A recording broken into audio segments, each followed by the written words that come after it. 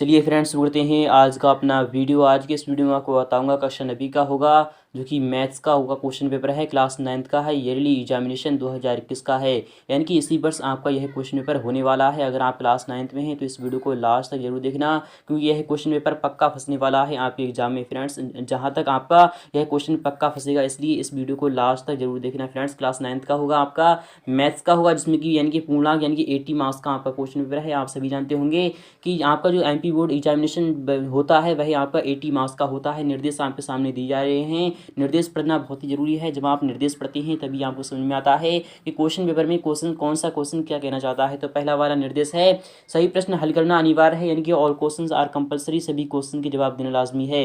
यानी कि आपको जितने भी क्वेश्चन दिए जाएंगे आपको सभी को सॉल्यूशन करना ही करना होगा, यानी कि आपको करना ही करना है। सेकंड वाला है, प्रश्न नंबर 1 से आपको 5 तक वस्तुनिष्ठ प्रश्न के प्रश्न दिए जाएंगे, यानी कि वस्तुनिष्ठ प्रश्न यानी प्रकार के प्रश्न आपके सामने दिए जाएंगे 1 से लेकर 5 तक, जो कि अनिवार्य होंगे, यानी कि आपको करना ही करना पड़ेंगे। थर्ड वाला है, प्रत्येक प्रश्न के आवंटित अंक उनके सम्मुख अंक है, यानी कि वह क्वेश्चन कितने अंक का है आपके सामने कुछ इस प्रकार से यहाँ पर दिया जाएगा। चौथा है, जहां आवश्यक हो वहां पर स्वच्छ एवं नामांकित आपको चित्र बनाना है। जैसा कि मान लो कोई भी एंगल कह रहा है तो आपको उस एंगल का नामांकित यानी कि स्वच्छ एवं नामांकित आपको चित्र बनाना होगा।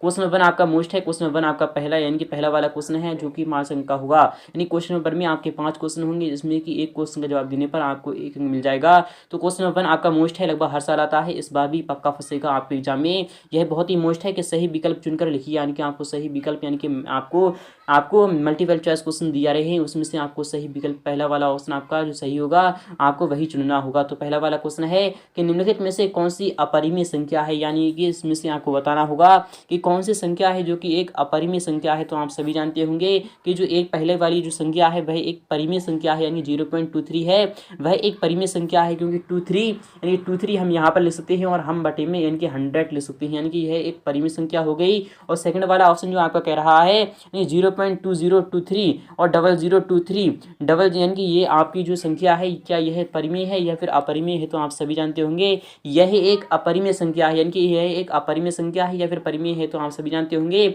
यहाँ तक यानी जितने भी डॉट डॉट जा रहा है तो यह एक परिमेय संख्या हो सकती है, लेकिन यह अपरिमेय आएगी ज़्यादातर, लेकिन आपको यह परिमेय पर क्लिक करना है। फिलहाल कि आपका जो ऑप्शन सही होगा यहाँ पर बिल्कुल करेक्ट होगा, यानी 0.23 और 25 बार, यानी जो 25 बार आपको सामने जो दिया जा रहा है वह एक अपरिमेय संख्या है, यानी कि यह निर्धारित करता है कि यह एक यानी परिमेय संख्या कभी नहीं हो सकती, यानी कि यह आपका विकल्प यानी कि सी वाला आपका बिल्कुल यहाँ पर सही हो जाएगा। और जो डी है वह भी आपकी एक परिमेय संख्या होगी। फिलहाल चलते हैं क्वेश्चन नंबर सेकंड भी देते हैं आपका मोस्ट है कि निम्नलिखित में से बहुपद है, यानी कि बहुपद क्या होता है, जिसकी घात 2 हो तो उसे हम बहुपद कहते हैं। क्या पहला वाला ऑप्शन आपका क्या बहुपद है कि √2x-1, क्या यह बहुपद है? नहीं दोस्तों, √2x-1 जो है वह एक बहुपद नहीं है, यानी कि यह इनकरेक्ट हो जाएगा। क्या x-1/x+2, क्या यह एक बहुपद है? नहीं, इसमें भी घात 1 है, इसलिए यह भी बहुपद नहीं हो सकता। क्या ऑप्शन आपका सही हो यानी सी वाला सही होगा? जी हाँ फ्रेंड्स, बिल्कुल सही बात है। x⁻2 और प्लस यानी कि x² और प्लस 3x, यानी कि यह एक बहुपद है, यानी कि आपका विकल्प यहाँ पर सी वाला बिल्कुल सही हो जाएगा। डी वाला भी आपका इनकरेक्ट होगा। चलते हैं नेक्स्ट पर। क्वेश्चन नंबर 3 भी आपका मोस्ट है, लगभग हर साल आता है। क्वेश्चन नंबर 3 में क्या कह रहा है, 2 चरों वाला रैखिक समीकरण है फ्रेंड्स। क्या आपका पहला वाला ऑप्शन आपका सही होगा, इनकी ax² + bx + c = 0, क्या यह 2 चरों में रैखिक समीकरण है? क्या आपका यह विकल्प सही होगा? तो फ्रेंड्स आप सभी जानते होंगे यह एक चर में रैखिक समीकरण है, यानी कि यह है तो द्विघात समीकरण, लेकिन यह एक चर में है, क्योंकि यहाँ पर a यानी कि x और x ही है, ना कि यहाँ पर x के स्थान पर y है और ना ही x के स्थान पर और कुछ है, यानी कि यहाँ पर केवल और केवल एक ही चर दिखाया जा रहा है, यानी कि x है। और क्या ax यानी कि प्लस b, क्या यह है यानी कि 2 चरों में है? नहीं, इसमें भी ax यानी कि x ही है, यानी कि केवल एक ही चर है। क्या ax² + bx² + c = 0, क्या यह 2 चरों में रैखिक समीकरण है? नहीं, यह भी आपका एक ही चर में है, क्योंकि यहाँ पर भी x ही दिखाया जा रहा है। लेकिन आपका यहाँ पर जो समीकरण दिया रहा है ax + by + c = 0, यह आपका 2 चरों में रैखिक समीकरण है, यानी कि आपका विकल्प यहाँ पर डी वाला बिल्कुल सही हो जाएगा। क्वेश्चन 4 आपका मोस्ट है कि एक त्रिभुज के तीनों कोणों का योग होता है। तो आप सभी जानते होंगे, मान लो यह एक त्रिभुज है, तो त्रिभुज के तीनों अंतः कोण, यानी जो त्रिभुज में 3 कोण बनते हैं अंदर अंदर, उनके कोणों का जो योग होता है वही आपका 180 डिग्री होता है, यानी कि 180 डिग्री आपका सदैव यह 180 डिग्री ही होगा। मान लो कोई भी कोण आपका 90 डिग्री का है, तो जो 2 कोण आपके बच गए हैं तो वो आपके 45 भी हो सकते हैं और आपके 30 और 60 भी हो सकते हैं। इस तरीके से आपका जवाब आ जाएगा। फिलहाल चलते हैं क्वेश्चन 5 देते हैं कि आयत का प्रत्येक कोण होता है। तो आप सभी जानते होंगे कि आयत किस प्रकार का होता है। तो आयत इस प्रकार का होता है कि ये दो भुजाएं आमने सामने की बराबर होती हैं, समांतर होती हैं, और ये भुजाएं आपकी आमने सामने की समांतर होती हैं। तो यानी कि जो इसका प्रत्येक कोण होता है, तो आप सभी जानते होंगे जब सीधी लाइन जहां पर गिरती है, यानी जब लंब आपका यानी सीधा गिरता है, तो जब लंब गिरता है तो वहां पर हमेशा 90 डिग्री का, यानी सदैव आपका ऑलवेज आपका 90 डिग्री आएगा। यानी कि आपका विकल्प यहाँ पर पहला वाला यहाँ पर सही हो जाएगा। अगर यहाँ पर बात होती कि चतुर्भुज के चारों अंतः कोणों का योग कितना होता है, तो आप यहाँ पर 360 डिग्री लगा सकते थे। अभी भी मैंने आपको बताया है कि त्रिभुज के अंतः कोणों का योग कितना होता है। अगर यहाँ पर हम ये निकाल दें, यानी कि हम इसे आधा आधा डिवाइड कर दें, तो आपका 180 डिग्री आ जाता है। फिलहाल कि आपका जवाब पहला वाला ऑप्शन आपका सही हो जाएगा। तो नेक्स्ट क्वेश्चन लेते हैं। क्वेश्चन सेकंड भी आपका मोस्ट है, लगभग हर साल आता है। क्वेश्चन सेकंड में क्या कह रहा है आपसे कि रिक्त स्थानों की पूर्ति कीजिए, यानी कि आपको फिल इन द ब्लैंक्स, आपको रिक्त स्थान भरना होगा। क्वेश्चन सेकंड का पहला वाला क्वेश्चन है कि दो परिमेय संख्याओं के मध्य डैश परिमेय संख्याएं होती हैं, यानी जो दो परिमेय संख्याएं होती हैं उनके मध्य में कितनी परिमेय संख्याएं हो सकती हैं। तो आप सभी जानते होंगे दो परिमेय संख्याएं होती हैं, उनके मध्य परिमेय संख्या, यानी कि दो अपरिमेय संख्याओं के मध्य कितनी परिमेय संख्याएं हो सकती हैं। तो वह अनंत हो सकती हैं, यानी कि ना कि एक ना ही अनंत, वे अनंत हो सकती हैं, यानी कि एक भी नहीं हो सकती बल्कि अनंत, यानी कि काफी हो सकती है। यानी कि आपका विकल्प यहाँ पर अनंत यानी कि इनफाइनाइट आपका यहाँ पर आ जाएगा। क्वेश्चन सेकंड आपका मोस्ट है कि दो चरों वाले एक घात का समीकरण का ग्राफ को प्रदर्शित करता है, एक वक्र रेखा को या फिर एक सरल रेखा को। तो आप सभी जानते होंगे दो चरों वाले एक घात का समीकरण एक ग्राफ सरल रेखा करता है, यानी कि आपका विकल्प यहाँ पर सेकंड वाला बिल्कुल सही हो जाएगा। क्वेश्चन थर्ड भी आपका मोस्ट है, लगभग हर साल आता है। क्वेश्चन थर्ड में क्या कर रहा है कि सबसे छोटी प्राकृतिक संख्या है। तो आप सभी जानते होंगे जो सबसे छोटी जो प्राकृतिक संख्या है, क्या वह 0 है या फिर 1 है। तो आप सभी जानते होंगे 0 एक प्राकृतिक संख्या है, यानी जो 0 है वह एक प्राकृतिक संख्या है, यानी कि आपका विकल्प यहाँ पर 0 आ जाएगा। चलते हैं नेक्स्ट पर कि 9 दी पावर 1/2 का मान होता है। जहां पर भी पावर 1/2 हो तो वहां पर यहाँ पर डायरेक्टली यानी कि अंडर रूट चढ़ा सकते हैं, यानी कि अंडर रूट 9 का जो पावर आएगा यानी कि मान निकल कर आएगा भाई आपका 3 आएगा निकल कर, यानी 3 आएगा, यानी कि आपका विकल्प यहाँ पर सेकंड वाला बिल्कुल सही हो जाएगा। चलते हैं क्वेश्चन 5 लेते हैं, यानी कि अंडर रूट 2 है, जो अंडर रूट 2 है वह कैसी संख्या है। तो आप सभी जानते होंगे अंडर रूट 2 एक अपरिमेय संख्या है, यानी कि इरेशनल नंबर है, यानी कि आपका विकल्प यहाँ पर सेकंड वाला बिल्कुल सही हो जाएगा। क्वेश्चन थर्ड भी आपका मोस्ट है, लगभग हर साल आता है। क्वेश्चन थर्ड में क्या कहना चाहता है, क्वेश्चन थर्ड आपको बहुत अच्छी तरीके से समझना होगा, एक शब्द या फिर एक वाक्य में आपको आंसर देना होगा। यह क्वेश्चन भी आपका 5 अंक का होगा, मोस्ट है। क्वेश्चन 5 का पहला वाला क्वेश्चन थर्ड का पहला वाला क्वेश्चन आ चुका है आप सामने है कि बहुपद 5x³ + 4x² + 7x की घात आपको लिखना होगी। तो आप सभी जानते होंगे कि जिसकी घात सबसे ज्यादा होती है तो वही उसकी घात आ जाती है, यानी कि इसकी सबसे ज्यादा जो घात है वही आपकी 3 है, यानी कि जो इसकी घात आपकी होगी वही आपकी 3 यानी कि 3 आ जाएगी निकलकर। क्वेश्चन सेकंड आपका मोस्ट है कि बहुपद x + 5 = यानी कि का शून्य का आपको लिखना होगा। तो आप सभी जानते होंगे जब हम शून्य निकालते हैं तो हम इससे पहले तो px मान लेते हैं। तो जब हम px = आपका क्या होता है, शून्य निकालने पर आपका 0 आ जाता है, तो px के स्थान पर आपका x + 5 है, यानी कि x + 5 = 0 है, तो s = आपका -5 आएगा निकलकर, यानी जो इसका शून्य होगा वही आपका -5 निकल कर आएगा। क्वेश्चन थर्ड आपका मोस्ट है कि समबाहु त्रिभुज के प्रत्येक कोण का माप कितना होता है। तो मैंने अभी आपको बताया है कि कोई भी पहले तो फिलहाल क्या आपको समबाहु त्रिभुज ही लेना है यहाँ पर। तो समबाहु त्रिभुज के तीनों कोणों का योग कितना होता है। तो आप सभी जानते होंगे कि त्रिभुज के अंतः कोणों यानी अंतः तीनों कोणों का योग कितना होता है, वह 180 डिग्री होता है। तो आप सभी जानते होंगे त्रिभुज में 3 कोण बनते हैं, सदैव 3 कोण बनते हैं, तभी तो हम उसे त्रिभुज कहते हैं। तो इसमें यानी कि समबाहु है, यानी कि तीनों भुजाएं जब समान है तो तीनों कोण भी परस्पर समान ही होंगे। तो 3 से डिवाइड कर दीजिए, यानी कि 60 डिग्री, यानी कि आपका जो समबाहु त्रिभुज का जो प्रत्येक कोण होता है वह आपका 60 डिग्री आता है निकलकर। चलते हैं नेक्स्ट क्वेश्चन चलते हैं, यानी कि नेक्स्ट क्वेश्चन भी आपका मोस्ट है। क्वेश्चन नंबर 4 भी आपका मोस्ट है कि सबसे छोटी पूर्ण संख्या लिखिए। आपको सबसे छोटी जो पूर्ण संख्या होती है उसको आपको लिखना होगा। क्या 0 एक पूर्ण संख्या है या फिर 1 है, तो आप यहाँ पर 1 लिख सकते हैं। चलते हैं नेक्स्ट पे क्वेश्चन 5 है कि 100 घात के एक पदी बहुपद को आपको लिखना होगा, यानी कि एक पद की बात हो रही है यहाँ पर। तो यानी कि एक पद की बात हो रही है यहाँ पर। फिलहाल क्या आपको देखना है, एक पद या फिर द्विपद होता है या फिर एक पद होता है। तो आप यहाँ पर कुछ मत कर दीजिए, s⁻100 लगा दीजिए, यानी कि आपका एक पद निकल कर आ जाएगा। तो चलते हैं क्वेश्चन 4 भी देखते हैं, मोस्ट है क्वेश्चन 4 भी आपका लगभग हर साल आता है। क्वेश्चन 4 में क्या कह रहा है कि निम्नलिखित में से सत्य और असत्य आपको बताना होगा, यानी ट्रू फॉल्स, यानी कि ट्रू फॉल्स आपको समझाना होगा। तो पहला वाला क्वेश्चन है कि अंडर रूट यानी कि अंडर रूट 5 + 2 एक परिमेय संख्या है। नहीं दोस्तों, जहां पर अंडर रूट की बात हो तो वहां पर आप सदैव देखना कि अंडर रूट 2 यानी कि अंडर रूट 5 है, क्या इसका यानी कि हम मान निकाल सकते हैं, तो इसका पॉइंट में आएगा। जब पॉइंट में आएगा तो वह असत हो सकता है, यानी कि वह परिमेय संख्या नहीं हो सकती। यानी कि जो आपको यहाँ पर आएगा अंडर रूट 5 + 2 एक परिमेय संख्या है, तो आपका यह इनकरेक्ट होगा, यानी कि यह एक आपका असत्य होगा, यानी कि यह आपका असत्य होगा। चलिए नेक्स्ट पे क्वेश्चन में सेकंड है कि पूर्ण अपने भाग से बड़ा होता है, क्या यह सत्य है? नहीं दोस्तों, यह भी आपका असत्य होगा। तो जो पूर्ण होता है वह अपने भाग के बिल्कुल समान यानी कि बराबर होता है, यानी कि आपको इसलिए यह भी असत्य हो जाएगा आपका। क्वेश्चन में थर्ड भी आपका मोस्ट है कि दो चरों वाले प्रत्येक रैखिक समीकरण का आलेख एक सरल रेखा होता है, तो ये आपका यह सत्य है। जी हाँ फ्रेंड्स, बिल्कुल सही बात है, यानी कि यह सत्य होगा। दो चरों वाला जो प्रत्येक रैखिक समीकरण होता है उसका आलेख एक सरल रेखा के रूप में होता है। आप इसे बहुत अच्छी तरीके से भी वाकिफ होंगे। क्वेश्चन 4 है कि x - y और x + y = x² - y² होता है। जी हाँ फ्रेंड्स, बिल्कुल होता है, यानी कि यह भी आपका ट्रू हो जाएगा। क्वेश्चन 5 आपका मोस्ट है कि बहुपद 2s + 5 का शून्यक -5 है। नहीं दोस्तों, जो यानी कि जो आपका जो बहुपद 2s + 5 है, तो मैंने अभी भी आपको बताया है। पहले तो हम इसे ps मान लेते हैं।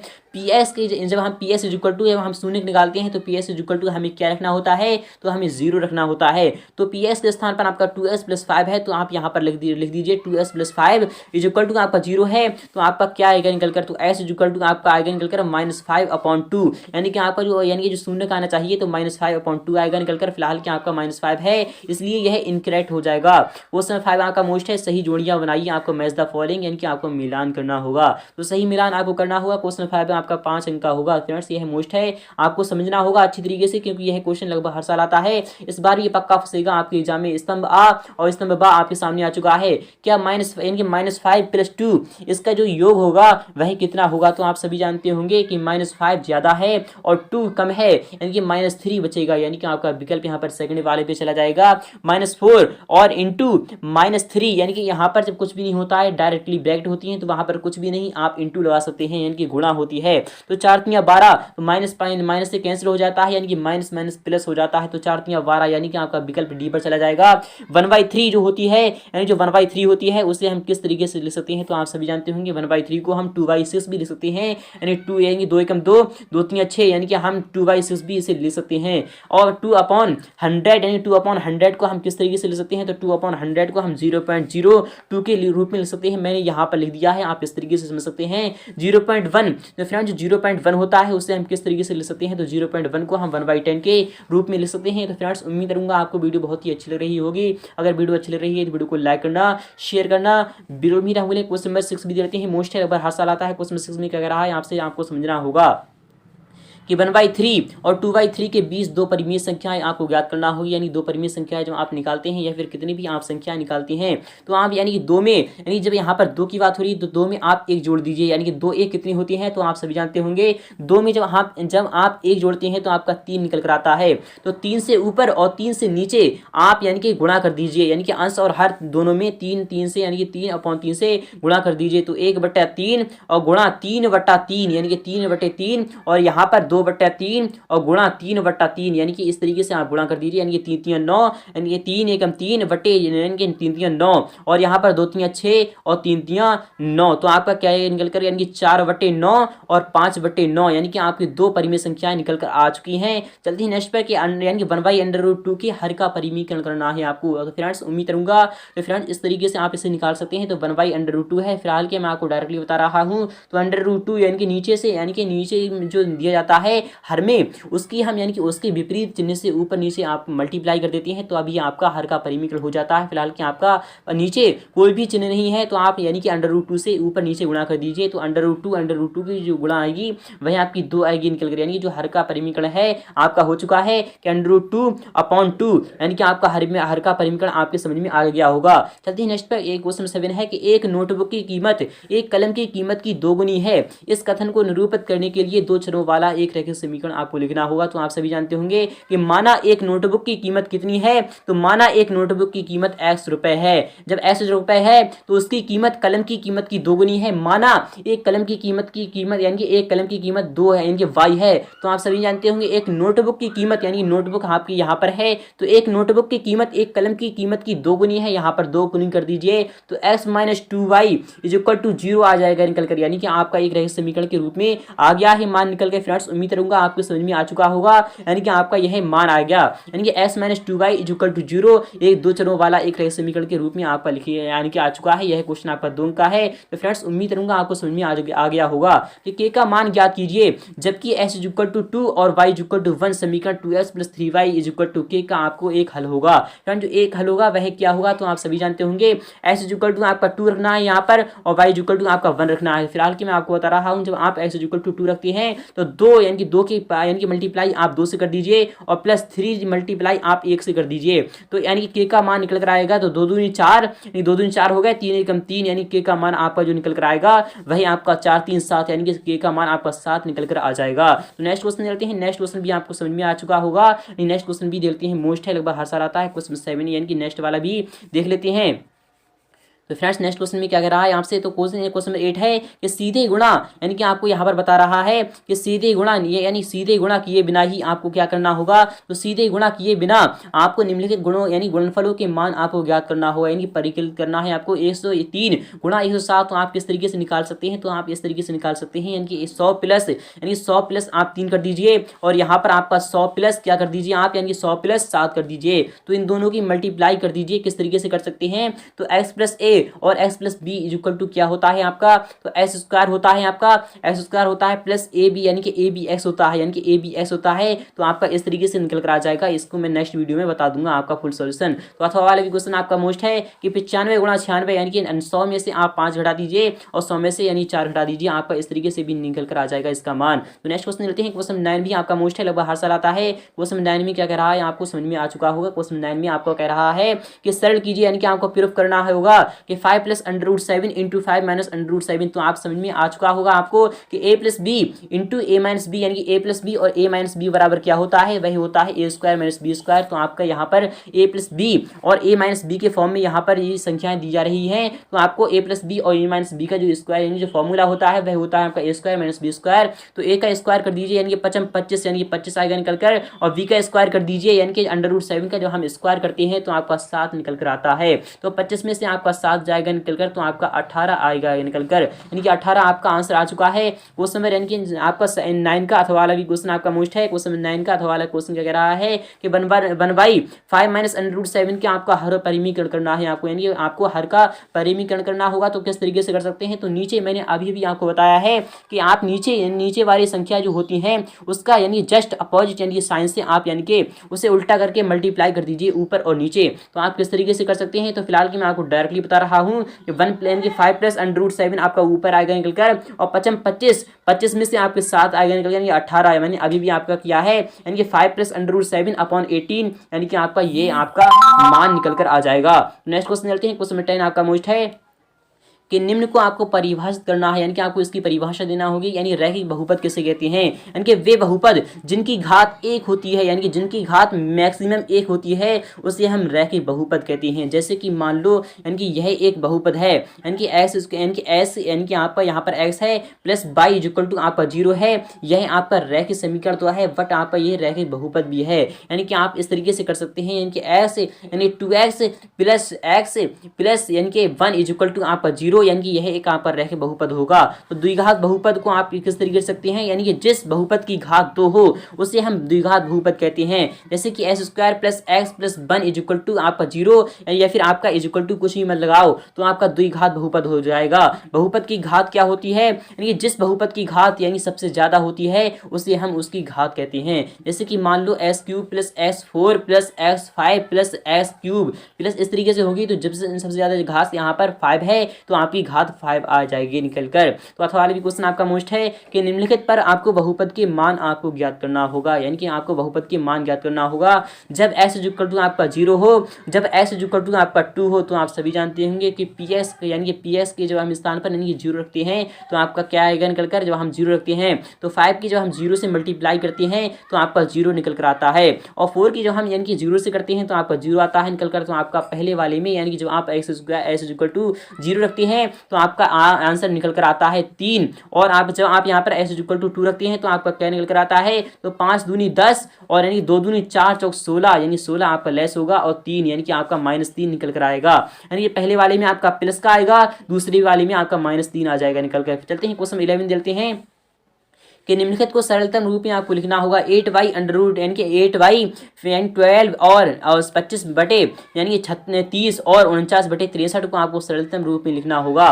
तो आप किस तरीके से लिख सकते हैं, तो 4 दूनी 8 और 4 तिया 12 यानी 2/3 के रूप में आप इसे लिख सकते हैं। तो 55 25 5 छक्का 30 यानी 5/6 के रूप में आप इसे लिख सकते हैं। तो 7 सत्ते यानी 7 सत्ते 49 7 9 63 यानी 7/9 के रूप में आप इसे लिख सकते हैं। अथवा वाला भी क्वेश्चन लेते हैं कि निम्न को आपको निम्न का मान ज्ञात करना होगा। पहला वाला है 40 का 1/5, तो 40 का 1/5 क्या होता है, तो 40 कर दीजिए और गुणा जहां पर 1/5 हो या फिर कुछ भी हो तो वहां पर आप गुणा करके यानी कि उसकी गुणा कर दीजिए। तो 5 × 40 यानी कि जो 5 यानी 40 का जो 1/5 होगा, 1/5 भाग हो तो होगा वही आपका 8 आएगा निकल कर। 28 का 1/4 क्या होगा, तो 4 सत्ती 28 यानी कि 7 निकल कर आएगा आपका। तो पहला वाला आपका 8 आएगा निकल कर, सेकंड वाला आपका 7 आएगा निकल कर। चलते हैं क्वेश्चन में अथवा वाला भी देते हैं। अथवा क्वेश्चन में यानी कि थर्ड वाला क्या कह रहा है कि 100 का 10वां भाग कितना होता है, तो आप सभी जानते होंगे 100 कर दीजिए। 10वां भाग की बात हो रही है यहाँ पर, तो 10 कर दीजिए। 10 से यानी कि 0 से 0 कैंसिल हो जाएगा आपका, तो आपका 10वां भाग यानी 10 ही निकल कर आएगा।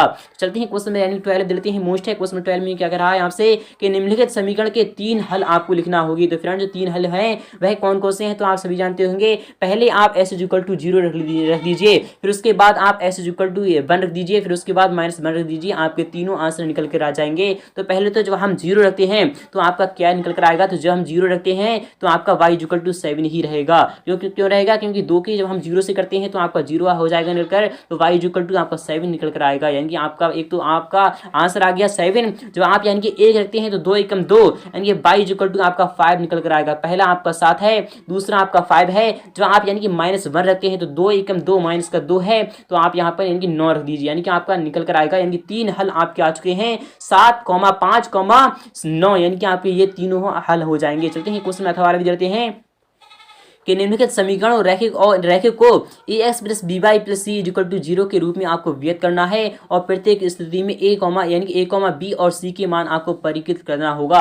2s + 3y = 9.35 बार, और यानी कि -2s + 3y = 6, और यानी कि आपका 0.3s + 2 = 0 आपको इसका यानी कि a b c के आपको मान परिवर्तित करना है। तो आपका पहले वाले में a का मान आपका 2 आएगा निकल कर, b का मान आपका 3 आएगा, और बट आपका c का मान जो आएगा वही आपका -9.35 बार आएगा निकलकर। सेकंड वाले में आपका -2 आएगा a का, और b का आपका 3 आएगा, और c का आपका -6 आएगा। और इसी तरीके से आपका c में यानी कि थर्ड वाले में आपका पहले वाले में यानी कि a का मान आपका 3 आएगा, b का मान आपका 0 आएगा यानी 0 आएगा, और c का मान आपका 2 आ जाएगा निकलकर।